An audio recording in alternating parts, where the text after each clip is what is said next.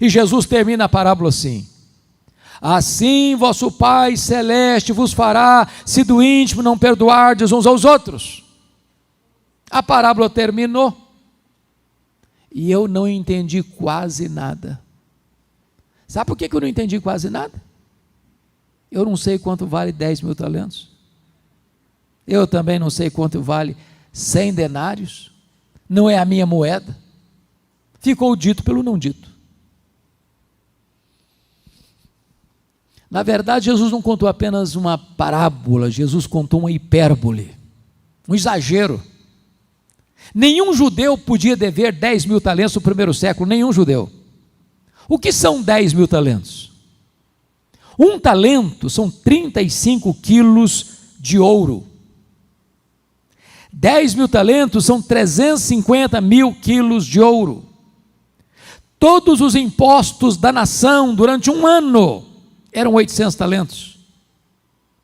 10 mil talentos eram todos os impostos da nação durante 13 anos. O salário de um trabalhador naquela época era 1 denário por dia. Para um homem ganhando 1 denário por dia, juntar 10 mil talentos, ele teria que trabalhar 150 mil anos. Conclusão, a dívida era o quê? Impagável. Por que Jesus contou essa parábola com essa cifra tão estratosférica? Para mostrar para você e para mim que este é o tamanho da sua, da minha, da nossa dívida com Deus. Ela é impagável, mas Deus nos perdoou completamente e finalmente. Os tempos estão sombrios, todos os sinais estão sendo dados. Acorde enquanto é tempo. Jesus está voltando. Volte para ele antes. O mundo nos engana, mas a verdade é uma só: deste mundo nada se leva. Não se deixe mais ser enganado pelos emissários de Satanás. Nosso propósito aqui neste canal é te convidar, todos os dias, para essa reflexão.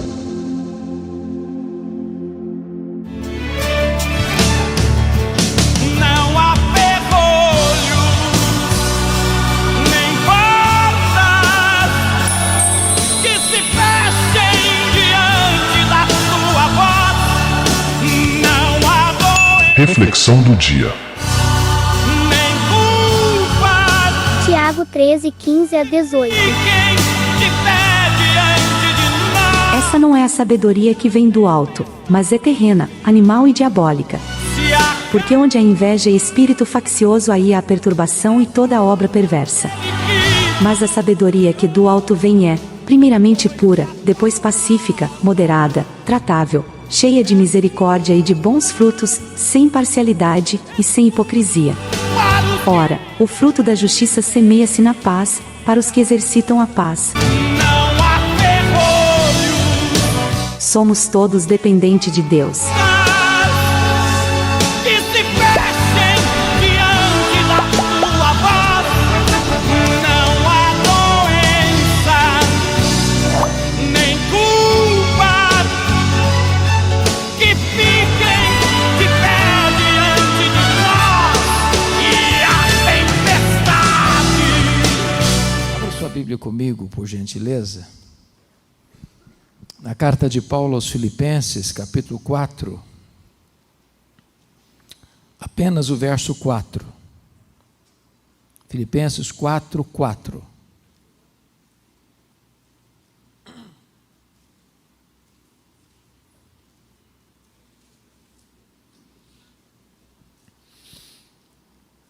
Esse texto diz assim: alegrai-vos sempre no Senhor. Outra vez digo, alegrai-vos. A igreja comigo, vamos juntos? Alegrai-vos sempre no Senhor. Outra vez digo, alegrai-vos. Amém? Bom, eu gostaria de iniciar minha fala fazendo um pedido a vocês. Pedindo licença a vocês, para lhes fazer uma pergunta de cunho pessoal. Toda pergunta pessoal é constrangedora. Toda pergunta pessoal, ela acaba invadindo a nossa privacidade. e quase que nos põe contra a parede. E de fato nós não gostamos que ninguém invada a nossa privacidade sem pedir licença. Mas quero fazer essa pergunta a você, como se nós estivéssemos numa conversa bem particular. E a pergunta é esta: você é uma pessoa feliz? Você é uma pessoa feliz? Esta pergunta não é tão simples, e ela não é tão óbvia como parece. Eu explico. Em 1991, nós estávamos visitando a missão Quacisabanto, na África do Sul, onde aconteceu um grande avivamento, e uma pessoa que nos acompanhava perguntou à esposa de um missionário daquela missão. A pergunta foi esta: você é submissa ao seu marido? A mulher deu uma resposta inteligentíssima. Ela respondeu assim: eu posso lhe garantir que o meu marido me ama, mas se eu sou submissa a ele ou não, essa pergunta não tem que ser feita a mim, tem que ser feita a ele. E eu gostei da resposta. Então vou mudar minha pergunta. Seu marido pode garantir que você é uma mulher feliz? Sua esposa pode garantir que você é um homem feliz? Lá em Provérbios 31, diz que os filhos da mulher virtuosa se levantavam e diziam assim: mamãe é uma mulher ditosa, mamãe é uma mulher feliz. Seus filhos podem dizer isso a seu respeito? Seus pais, seus irmãos, seus amigos, os membros da sua igreja? Bom, é provável que a essas alturas você já esteja criando alguns mecanismos de defesa aí no seu coração, dizendo assim: o senhor está me fazendo essas perguntas porque o senhor não conhece a minha vida, o senhor não conhece a minha história. Se eu contar a minha história, até pedra chora. Talvez você argumente: mas dá para ser feliz? Num ano de pandemia? Tanta luta, tanta dor, tanto sofrimento, tanto luto, tanta lágrima. Quando eu penso nisso, vem à minha mente que Paulo escreveu esse texto não hospedado num hotel 5 estrelas em Roma, mas escreveu esse texto de uma prisão, algemado, acusado pelos seus irmãos, os judeus. E ele diz: alegrai-vos sempre no Senhor. Outra vez digo: alegrai-vos. E ele nos ensina aqui 3 lições muito importantes. Primeira, a alegria não é uma opção, um pedido, uma sugestão. A alegria é uma ordem. A alegria aqui não é substantivo, é verbo, e verbo no imperativo. Em outras palavras, você e eu não temos o direito de sermos uma pessoa triste, porque ser uma pessoa triste é um pecado de desobediência a uma ordem expressa de Deus. O evangelho que nos alcançou é boa nova de grande alegria. O reino de Deus que está dentro de nós é a alegria no Espírito Santo. O fruto do Espírito é a alegria. A ordem de Deus é alegrai-vos. E a alegria do Senhor é a nossa força. Mas Paulo diz assim: alegrai-vos sempre. Então me permita uma pergunta: você tem problema na sua vida? Ou só eu que tenho na minha?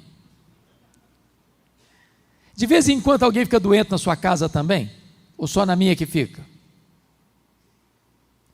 De vez em quando, ou de vez em sempre, a grana fica curta por lá também? Quando Paulo diz alegrai-vos sempre, o que ele está querendo dizer? Ele está querendo dizer que a alegria do cristão é ultra circunstancial. Não depende de circunstância. Ô gente, estar feliz quando está tudo bem, até o ateu consegue. Por isso que eu não perguntei a você se você está feliz. Eu não fiz essa pergunta. Perguntei se você é feliz.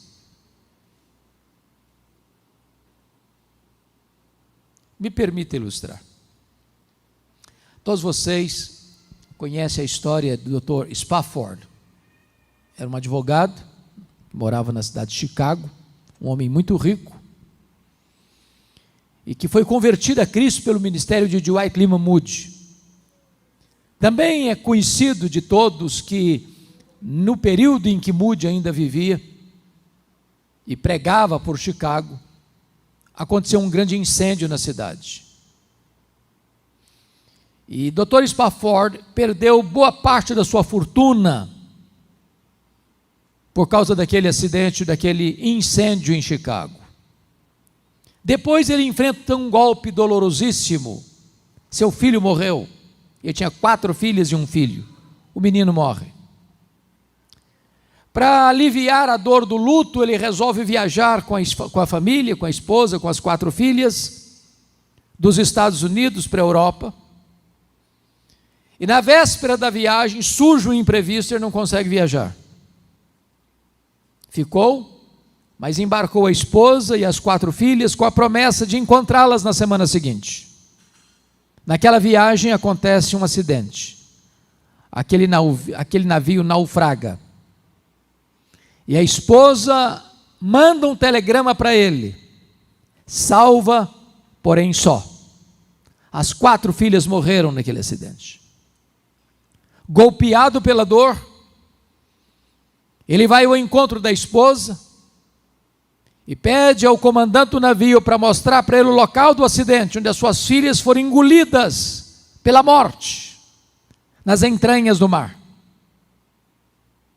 E quando o comandante mostrou para ele o local, o Deus que inspira canções de louvor nas noites escuras, colocou no coração dele uma canção, mundialmente conhecida, que nós já cantamos nesta noite. Se paz a mais doce me deres gozar, se dor a mais forte sofrer, ó, seja onde for, tu me fazes saber que feliz com Jesus sempre sou. Sou feliz com Jesus, meu Senhor. Notem que ele não diz que está feliz, ele diz que é feliz. Um pai que sofre o golpe da dor, do luto, não está feliz. Quem enterra os seus entes queridos não está feliz. Quem está numa cama de hospital, enfrentando o drama de respirar, ou talvez um respirador mecânico, não está feliz. Quem acaba um casamento, não está feliz. Mas se tem Jesus, é feliz. Estar é uma situação passageira, é permanente. Por isso que Paulo diz que a nossa alegria, ela não é apenas imperativa e ultra circunstancial, porque Paulo diz: alegrai-vos sempre no Senhor. A alegria do cristão não é apenas presença de coisas boas, não é apenas ausência de coisas ruins. A alegria do cristão não é um sentimento, não é uma emoção. A alegria do cristão tem endereço, tem nome. A alegria do cristão é Jesus. Se você tem Jesus, você é uma pessoa feliz.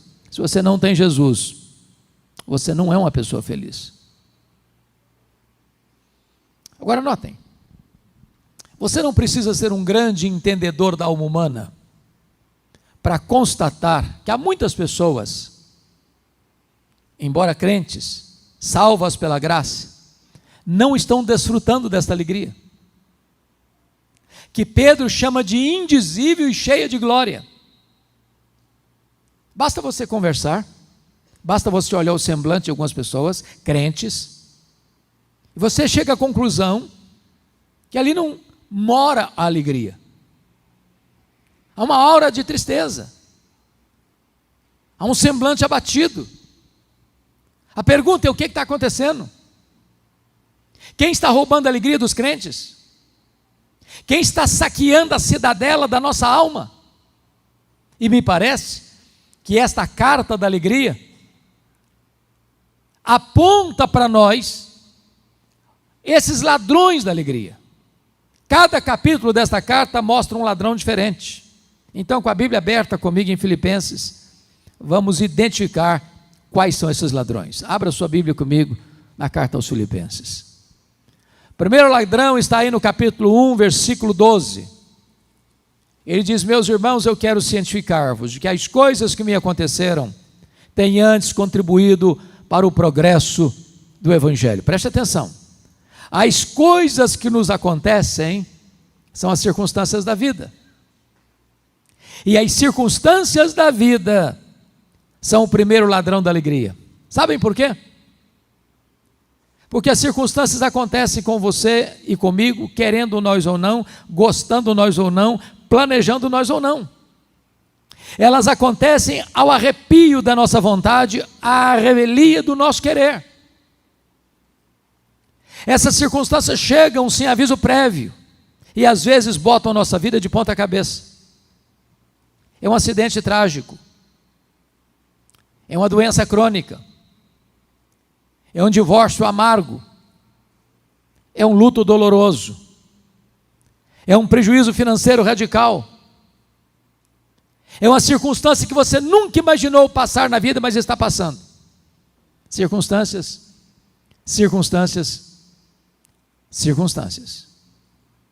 Imagine comigo um pai que cria uma menina com todo desvelo, agressivo, agressor, que vai maltratar sua filha, que vai fazer da vida dela um pesadelo, que vai feri-la emocional, psicológica e fisicamente. Imagine um pai e uma mãe criando um menino com todo amor, e daqui a pouco ele se torna um adolescente rebelde, que vai andar com companhias erradas, frequentar lugares errados, se envolver com coisas erradas. Imagine você indo ao médico por um exame de rotina e descobrindo logo que está com a doença grave, talvez incurável, na perspectiva da medicina. Imagine um casamento de 20 anos, de repente Quando Paulo diz assim: meus irmãos, eu quero que vocês saibam que as coisas que me aconteceram têm contribuído para o progresso do Evangelho, eu preciso perguntar para Paulo: o que você está falando, Paulo? Que coisas são essas? Que circunstâncias são essas? E ele poderia resumir para nós, dizendo o seguinte: olha, eu fui perseguida em Damasco, eu fui rejeitada em Jerusalém, eu fui esquecida em Tarso, eu fui apedrejada em Listra, eu fui escorraçado de Tessalônica, eu fui enxotado de Bereia, eu fui chamado de tagarela em Atenas, eu fui chamado de impostor em Corinto, eu enfrentei feras em Éfeso, eu fui preso em Jerusalém, eu fui acusado em Cesareia, eu enfrentei um naufrágio para Roma, eu fui picado por uma cobra em Malta, eu cheguei em Roma preso e algemado, mas eu quero que vocês saibam que as coisas que me aconteceram têm antes contribuído para o progresso do Evangelho. Esse homem não crê em acaso, esse homem não crê em sorte, esse homem não crê em determinismo cego, esse homem não crê em misticismo, esse homem não crê em olho gordo, esse homem sabe que a mão de Deus dirige o seu destino. Se nós não olharmos, irmãos, as circunstâncias da vida pela ótica da soberania de Deus, as circunstâncias podem roubar nossa alegria. Porque Paulo estava preso em Roma, ele diz em Filipenses 1, que 3 coisas aconteceram. Primeiro, a igreja foi mais encorajada a pregar. Quando viram Paulo preso, trabalhando mais do que eles que estavam livres, eles se mexeram. Porque Paulo estava preso, diz ele, toda a guarda pretoriana tomou conhecimento das suas cadeias em Cristo. A pergunta é: o que era a guarda pretoriana? Era a guarda de elite do imperador. Eram 16 mil soldados da mais alta patente, gente que trafegava pelos corredores do palácio, que tinha influência política no império. Se Paulo estivesse solto, ele jamais teria alcançado aquela elite de Roma. A providência era carrancuda, mas a face de Deus era sorridente.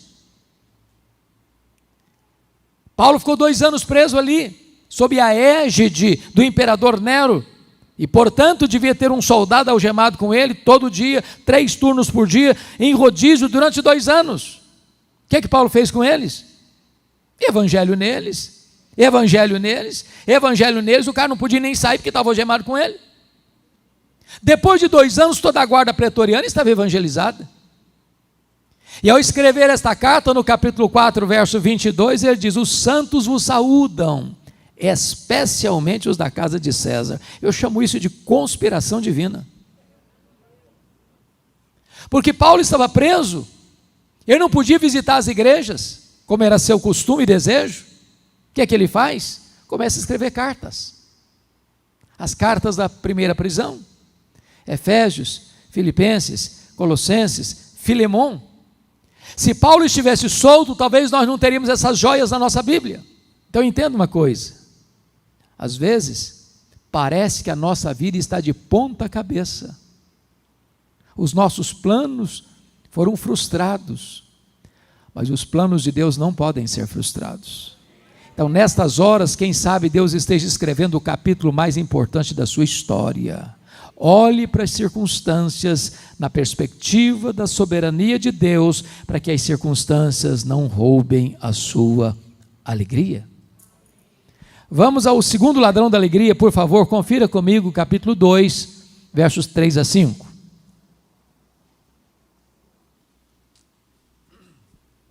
Paulo diz assim: nada façais por partidarismo ou vanglória, mas por humildade, considerando cada um os outros superiores a si mesmo. Não tem visto o que é propriamente seu, senão também cada qual que é dos outros.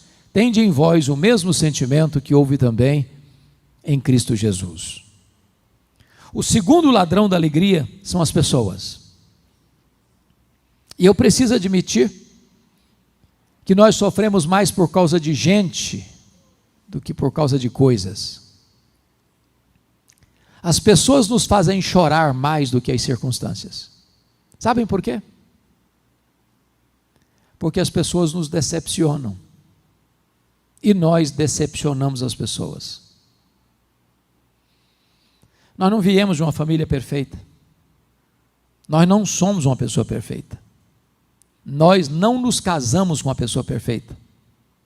Nós não temos filhos perfeitos. Nós não frequentamos uma igreja perfeita. Logo, nós vamos ter queixas uns dos outros. E é por isso que é absolutamente vital que exerçamos perdão. Porque sem perdão não tem saúde emocional. Sem perdão não tem casamento saudável, não tem família saudável, não tem igreja saudável. Às vezes nós machucamos uns aos outros, até sem saber, até inconscientemente. Às vezes há ruído de comunicação, você fala uma coisa, a pessoa entende outra. E se guardarmos mágoa, adoecemos, perdemos a alegria, perdemos a paz. O perdão é vital, ele é necessário. Porque se não houver perdão, nós não podemos orar, nós não podemos adorar, nós não podemos ofertar, nós não podemos ser perdoados. Aliás, o perdão é uma questão de bom senso. Porque guardar mágoas é a mesma coisa de você tomar um copo de veneno pensando que o outro é quem vai morrer. Guardar mágoas é autofagia, é autodestruição. Quando você guarda mágoa no seu coração, você se torna um escravo daquela pessoa. Ela mantém você num cabresto, numa masmorra emocional. Você se torna prisioneiro. Você vai chegar em casa cansado para tirar uma soneca, a pessoa fica do seu lado e vira seu pesadelo. Você vai chegar em casa com fome e a pessoa se assenta à mesa e tira o seu apetite. Você vai sair de férias com a família, pega carona com você e estraga as suas férias. A única maneira de você ser livre é perdoar. Agora, irmãos, o perdão não é fácil, não. Ninguém perdoa porque bem criado, porque é educado, porque vem de uma família bem estabelecida. Não, não, não. Perdão é obra da graça. Se Deus não agir em nós, nosso sentimento é outro. É dar o troco, pagar na mesma moeda. Olho por olho, dente por dente, pé por pé, queimadura por queimadura. Esse é o instinto nosso. Perdão é obra da graça. Alguém diz assim: ah, pastor, o senhor está falando negócio de perdão porque o senhor não conhece a minha história. Se eu contar, o senhor me dá razão. Dá não. Sofri muito. Perdi demais. Fui abusado, injustiçado. Não dá não. Talvez a dor mais aguda que eu já senti na vida, pastor Júnior, foi no meu primeiro ano de ministério. Esse ano eu completei 40 anos. Portanto, há 40 anos praticamente. Eu sou filho caçula. O irmão acima de mim, no dia 1º de agosto de 82, estava começando meu pastorado em Bragança Paulista, que tinha completado 27 anos no dia 1º de agosto. No dia 2 de agosto ele foi assassinado, com 11 golpes de faca, pelo primo primeiro da sua esposa, gente criada conosco. Quando eu recebi a notícia, a dor foi tão avassaladora, que foi como um soco na boca do meu estômago. Eu perdi a voz. Quando Deus restaurou minhas forças, a primeira palavra que Ele botou na minha boca foi esta: eu perdoo o assassino. Eu não tinha outra opção. Ou perdoava, ou adoecia. Ou perdoava, ou minha vida transformar-se-ia no inferno. Ou perdoava, ou teria que abandonar o ministério. Mas eu posso lhes garantir que o perdão é maior que o ódio. O perdão cura, o perdão restaura, o perdão liberta. O perdão é a asepsia da alma, é a alforria da mente, é o grito de independência da alma. Mas eu só fui entender o que é perdão, de fato, o dia que eu entendi uma parábola que Jesus contou, a parábola do credor incompassivo. Jesus disse que o rei acertava conta com seus súditos e encontra um que lhe devia 10.000 talentos. Não tendo com que pagar, o rei mandou vender seus filhos. O homem se humilhou, pediu misericórdia e o rei lhe perdoou a dívida de 10.000 talentos.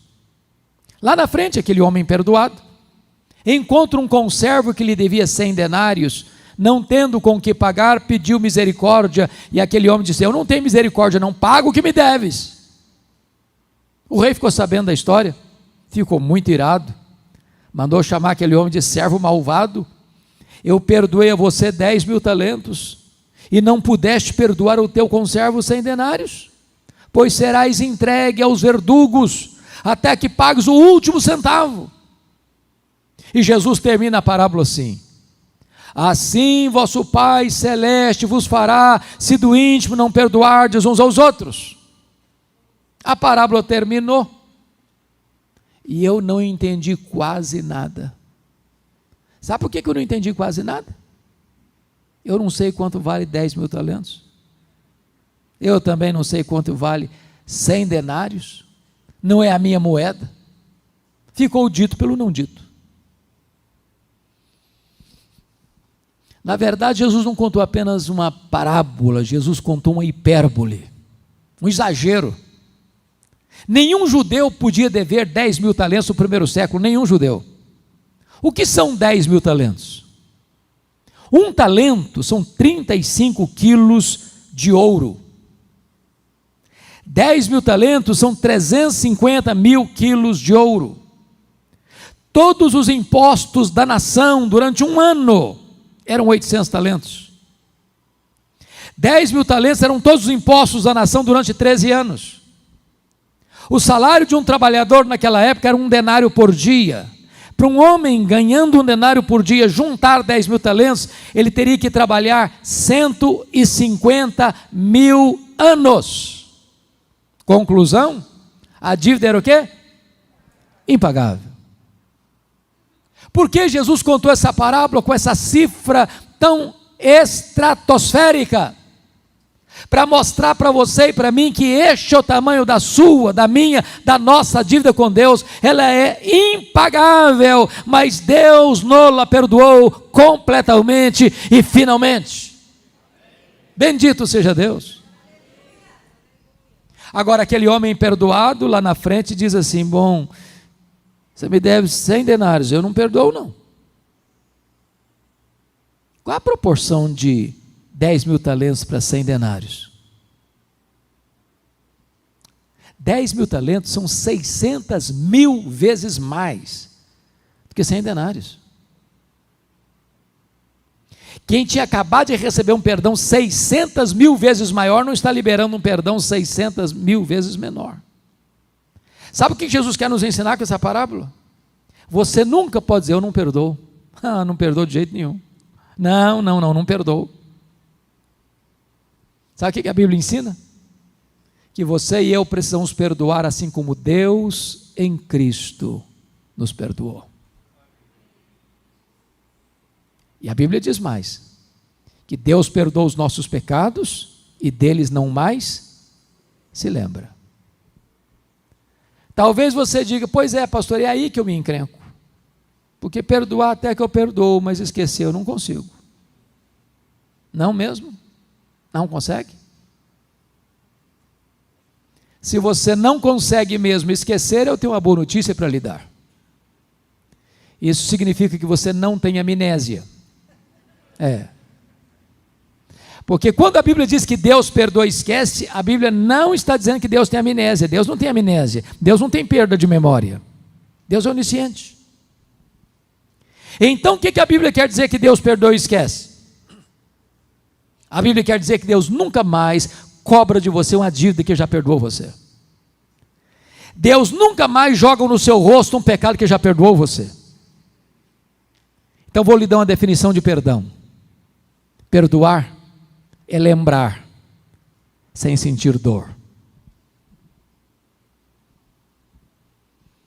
Se você me perguntar se eu me lembro do assassinato do meu irmão, de vez em quando, mas eu não cobro mais essa dívida. É isso que Deus faz com você, é isso que Deus faz comigo. Então, se você está aqui hoje e tem alguma pendência, você parou de conversar com a pessoa, você corta a volta dela, você é indiferente a ela, você a cortou dos seus relacionamentos, eu encorajo você ainda hoje a resolver essa situação. A igreja de Filipos era uma igreja incrivelmente maravilhosa. Portas para fora, era uma igreja missionária.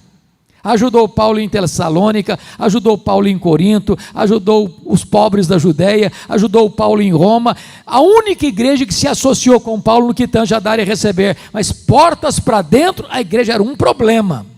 Pasmem vocês, vou falar baixo. Até as mulheres estavam brigando na igreja. Irmãos, quando as mulheres começam a brigar na igreja, a coisa está feia. Ele diz no capítulo 4, verso 2, rogo a Evódia, rogo também a Sinti, que pensem concordemente no Senhor. Duas líderes da igreja batendo cabeça. O dia que a Evódia dirigiu o louvor, a Sinti que nem na igreja aparecia. Tinha gente na igreja trabalhando, desde que ele aparecesse, vanglória. Tinha gente trabalhando desde que o grupinho dele aparecesse, partidarismo. Tinha gente narcisista na igreja, só pensava nele mesmo. E tinha gente que as pessoas iam falar assim: ô Paulo, você não está aqui, meu filho, a coisa está feia. Tem gente aqui que dá azia em copo de bicarbonato, não dá. E se humilhou até a morte, morte de cruz. E quando ele estava na cruz, depois de ser cuspido e esbordoado, as pessoas blasfemando e escarnecendo dele, lá na cruz ainda ele diz: Pai, perdoa-lhes, porque não sabe o que fazem. Ou você toma atitude de perdoar, ou as pessoas vão roubar a sua alegria. Mas vamos ao terceiro ladrão da alegria. Capítulo 3, verso 19. O destino deles é a perdição. O Deus deles é o ventre. A glória deles está na sua infâmia, visto que só se preocupam com coisas terrenas. Eu acho que aqui em Sorocaba, vocês não enfrentam esse ladrão. Preocupação com dinheiro. Dinheiro aqui não é problema, né? É solução. Mas me permita uma perguntinha simples. Alguma vez você discutiu já com a sua mulher por causa de dinheiro? Vocês são muito crentes, eu sei que isso não acontece com vocês. Alguma vez você já discutiu com o seu marido por causa de dinheiro? Olha, deixa eu dizer uma coisa, se vocês falarem para mim que nunca, eu vou duvidar da honestidade de vocês. Que as pessoas discutem por causa de dinheiro. Porque tem dinheiro, porque não tem dinheiro, porque tem pouco dinheiro, porque tem muito dinheiro, porque não tem dinheiro nenhum, sempre discutem. O dinheiro é um dos maiores pomos de discussão e discórdia dentro das famílias hoje. O dinheiro é mais que uma moeda. O dinheiro é uma entidade. O dinheiro é um espírito. O dinheiro é mamon.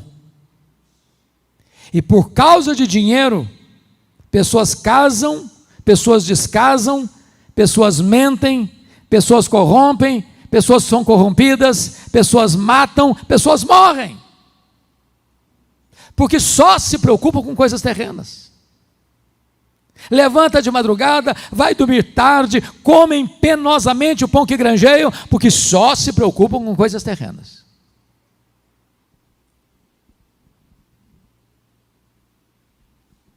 Nós vivemos uma geração materialista, narcisista e consumista. Nós vivemos a realidade, segundo o Dr. Toncini, uma economia global. É verdade, nós vivemos uma aldeia global. Estoura um problema na bolsa de Nova York, de Singapura, de Tóquio, você sente o tremor no seu bolso, na mesma hora. Vou lhes dar um exemplo simples. Eu sou do estado do Espírito Santo.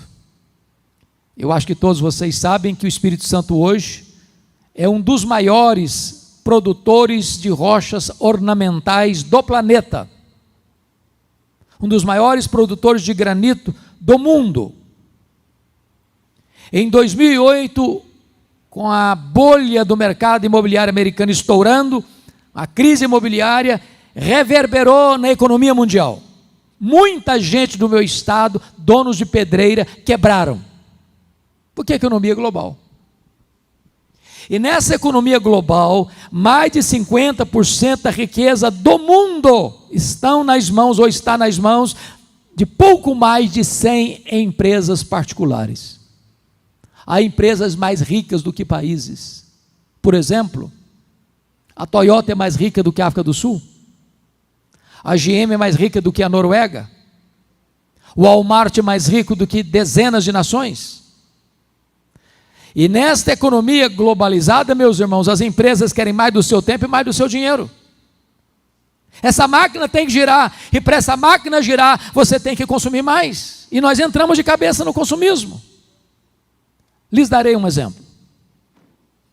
Na década de 50, alguns já tinham nascido aqui, nós consumíamos 5 vezes menos do que consumimos hoje.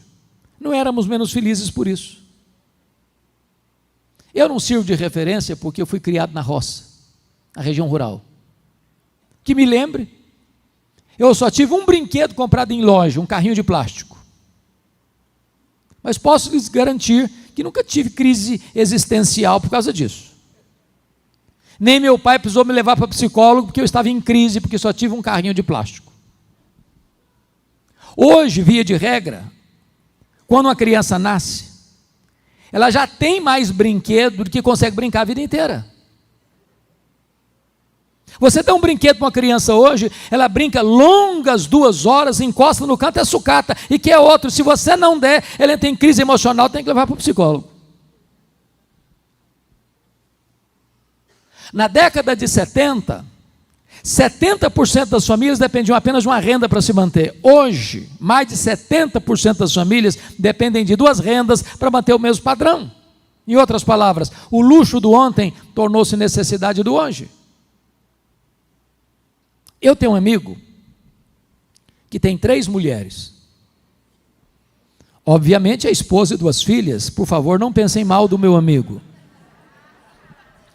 No dia de casamento, elas disseram assim para ele: precisamos comprar sapatos novos. Mas é claro, mas ninguém duvida disso. Casamento é tudo novo. Mas antes de ir para a loja, ele disse assim para elas: vamos dar uma olhadinha no que nós já temos? E abriu um mega power armário e contou 151 pares de sapatos. Precisava de mais. Como é que você chama isso? Consumismo. Então vou lhe dar uma definição de consumismo. Consumismo é quando você compra o que você não precisa, às vezes com dinheiro que você não tem, para impressionar as pessoas que você não conhece.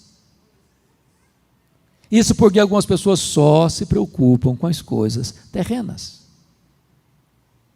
O primeiro bilionário do mundo foi John Rockefeller. E ele disse que o homem mais pobre que ele conhecia era o homem que só tinha dinheiro. Talvez as pessoas mais felizes do mundo são aquelas que chegam em casa cheirando graxa e comem um bom prato de arroz com feijão e dormem a noite toda bem dormida. Quando Rockefeller morreu, um curioso foi ao cemitério e deu um jeitinho de encostar no contador que cuidava das finanças, das contas de Rockefeller, para fazer uma pergunta. E ele conseguiu. Chegou e perguntou assim: e aí, cara, me conta aí, quanto é que o doutor John Rockefeller deixou? O contador olhou espantado para ele e disse: você não sabe? Não, me conta. Rapaz, ele deixou tudo, ele não levou nem um centavo. Não tem gaveta em caixão. Não tem caminhão de mudança e enterro. A Bíblia diz que nós não trouxemos nada, nós não vamos levar nada. Por isso a Bíblia diz: tendo o que comer, o que beber e o que vestir, com isso estejamos contentes, porque a piedade com contentamento é grande fonte de lucro, mas o amor do dinheiro é a raiz de todos os males. Há muitas pessoas que pensam que o dinheiro vai dar felicidade. Não dá não. Não dá não. A Bíblia diz que quem ama o dinheiro nunca dele se satisfaz. Salomão foi o homem mais rico da sua geração, e ele disse que ele fez tanta coisa e ganhou tantas riquezas e acumulou tanto ouro e tanta prata, e depois que ele acumulou e acumulou e acumulou e acumulou para ser o homem mais rico da sua geração, ele olhou para o dinheiro e disse: vaidade, bolha de sabão, vácuo. Tem gente que pensa que o dinheiro vai dar segurança, dá não. Nessa pandemia ficou provado isso. Não tem palácio tão forte, não tem apartamento tão alto, onde a seta da morte não chegue lá. Morreu o mais rico, morreu o mais pobre, morreu o empresário, morreu o empregado, morreu o cientista, morreu o analfabeto, do mesmo jeito. Talvez uma das maiores lições nesse período foi que um dos mais ricos banqueiros do mundo morreu de Covid, e a filha disse assim: o que é mais triste e trágico é que o meu pai, sendo dono de um império econômico, morreu por aquilo que é de graça, o ar nos seus pulmões. Agora notem, eu não estou falando contra a riqueza, não. A riqueza é uma bênção. Se você tem muito dinheiro e não sabe o que fazer com ele, eu tenho o endereço certo, pode mandar lá para casa, não tem problema nenhum. Dinheiro é uma bênção. O problema não é ter dinheiro, o problema é o dinheiro nos ter. O problema não é possuir dinheiro, o problema é o dinheiro nos possuir. O problema não é ter dinheiro como servo, é ter dinheiro como patrão. O problema não é a riqueza, é amar o dinheiro. Eu posso lhe dizer que o dinheiro não pode fazer você feliz. A única pessoa que pode fazer você feliz é Jesus, é Jesus, é Jesus. Mas vamos ao quarto e último ladrão da alegria, capítulo 4, versos 6 e 7. Confira aí. Não andeis ansiosos de coisa alguma. Em tudo, porém, sejam conhecidas diante de Deus as vossas petições, pela oração e pela súplica, com ações de graças. E a paz de Deus, que excede todo entendimento, guardará o vosso coração e a vossa mente em Cristo Jesus. O quarto ladrão da alegria é a ansiedade. E me permita uma perguntinha de novo.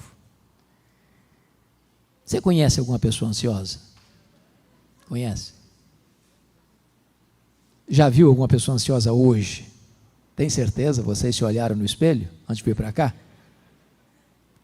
Você é daquele tipo de gente que fica roendo as unhas? O problema está vindo lá no Japão, você pensa que já está batendo na porta da sua casa? Ô, gente, a ansiedade é o mal deste século. Atinge pessoas de todas as faixas etárias, de todos os estratos sociais e de todos os credos religiosos. Pasmem vocês, até as crianças estão ansiosas hoje. Também puderas. Hollywood fez uma pesquisa e descobriu que as crianças estão ansiosas porque elas gostam de filmes, de brinquedos e de jogos de ação. Se um dia você tiver coragem de assistir tudo que passa de programa infantil na televisão, eu lhes garanto que vocês não terão coragem de dormir com a luz apagada. Eu gosto muito de brincar com as crianças.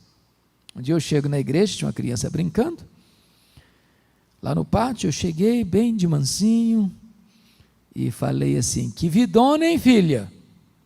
E ela voltou-se brava para mim e disse: o senhor é que pensa. Eu falei: coitadinha, estava estressada.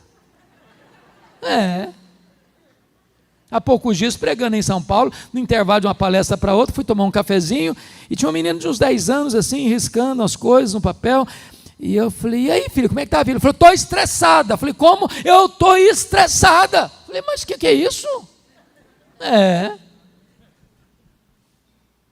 Sabe o que significa a palavra ansiedade no grego? A palavra significa estrangulamento. Apertar o pescoço, tirar o oxigênio. Tem muita gente assim.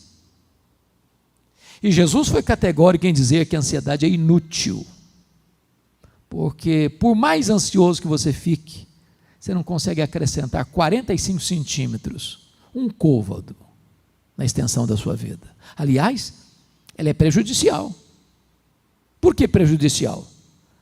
Porque a ansiedade é preocupação. É quando você começa a sofrer por um assunto que talvez aconteça.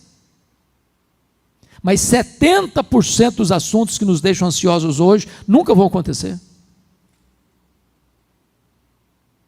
E se acontecer, você sofreu antes, não tem força para enfrentar o problema quando ele chegar. Quando eu era seminarista aqui em Campinas, um dia eu levantei de madrugada para beber água, o bebedor ficava no corredor. Quando eu estou passando, a porta do quarto de um colega aberta. E eu olhei, ele estava chorando, mas chorando mesmo, a cântaros, convulsivamente, soluçando. Eu entrei e disse: o que aconteceu? Morreu alguém na sua família? Tem alguém no hospital? Ele disse: não, eu estou com medo da minha mãe morrer. Eu falei: qual o problema dela? Não, ela não está doente, não. Eu estou com medo dela morrer um dia. Eu falei: rapaz, deixa sua mãe viver, homem. Tem 40 anos e essa mulher está viva até hoje. Ansiedade. Pior do que isso, foi um dia, pastor Júnior, eu estava no gabinete pastoral, entra uma mulher com uma criança de 3 anos no colo, chorando. A criança não, a mãe chorando. Disse: o que foi, mãe? O que está acontecendo? Eu falei: eu estou com medo da minha filha crescer e não casar. Eu falei: mas nem cresceu ainda. Ansiedade. Como é que resolve isso? Paulo dá a receita. Não andeis ansiosos de coisa alguma. O que é coisa alguma, gente? É coisa alguma, não precisa botar legenda não, está claro. E aí Paulo vai dar o remédio. Em tudo, porém, sejam conhecidas diante de Deus as vossas petições, pela oração, pela súplica, com ações de graças. Agora vamos entender o que Paulo está falando. A palavra orações aí, na língua grega, traz a mesma ideia de adoração. Então Paulo está falando de três coisas, para resolver a ansiedade. A adoração, petição e súplica são sinônimas, e ações de graças. Então me permita uma pergunta. Você sabe qual a diferença entre adorar a Deus e dar graças a Deus? Você adora a Deus por quem Deus é, e você dá graças a Deus pelo que Deus faz. Então eu vou fazer uma oração de adoração, porque é o que Paulo está mandando fazer, para resolver o problema da ansiedade. Eu chego para Deus e digo assim: meu Deus, eu quero te adorar, porque tu és o Deus da minha vida. Tu és o meu Criador, Tu és o meu provedor, Tu és o meu protetor, Tu és o meu consolador, Tu és o meu Redentor.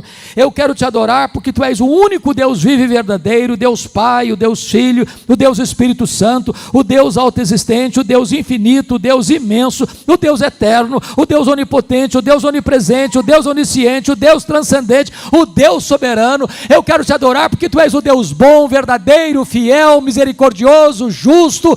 Eu quero te adorar porque Tu és a minha alegria, porque Tu és a minha paz, porque Tu és a minha justiça, porque Tu és a razão da minha vida, em nome de Jesus, amém. Aí eu termino essa oração e digo assim para Deus: oh meu Deus, mas eu estou tão ansioso, Senhor. Aí não combina mais. Ou você retira a oração, ou retira a ansiedade. Sabe qual é o seu problema, qual é o meu problema? É que nós não paramos para meditar suficientemente na grandeza do Deus que nós temos.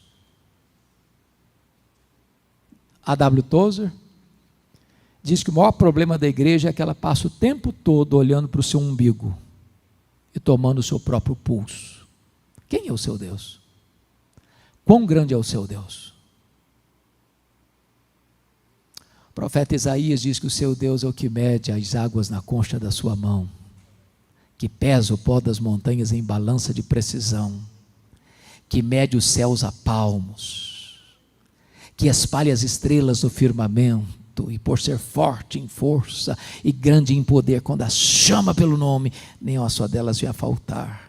É aquele que olha para todas as nações da terra e considera todas elas como um pingo que cai num balde, como um pó numa balança de precisão, como um vácuo, como nada, como menos do que nada. Este é o seu Deus, este é o seu Pai, e está lhe dizendo: não ande ansioso de coisa alguma.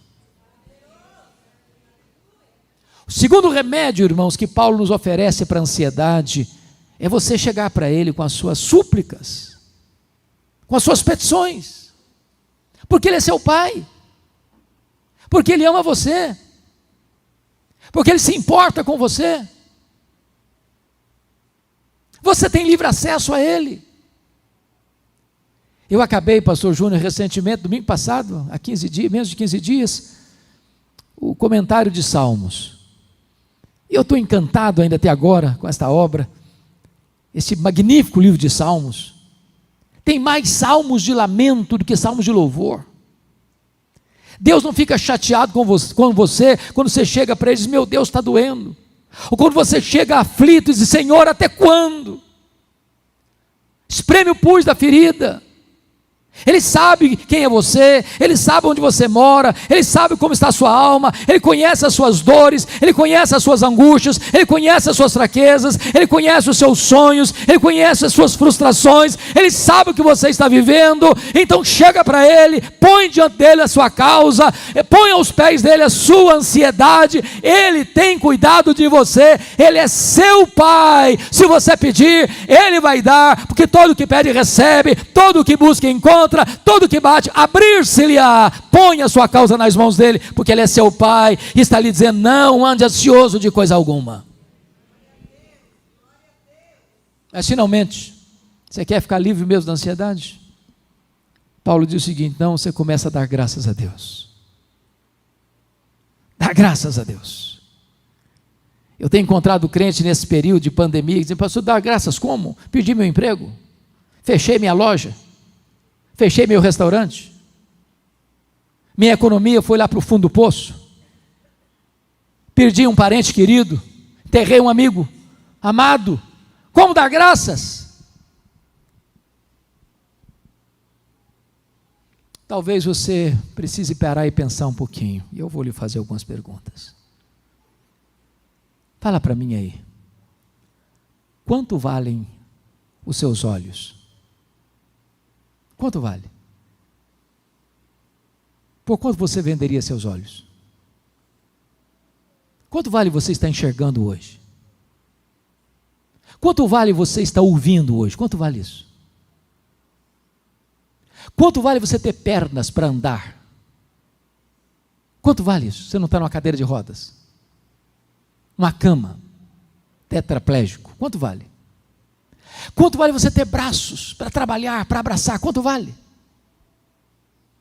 Quanto vale você ter um cérebro que está funcionando, por isso você não está morto? Quanto vale?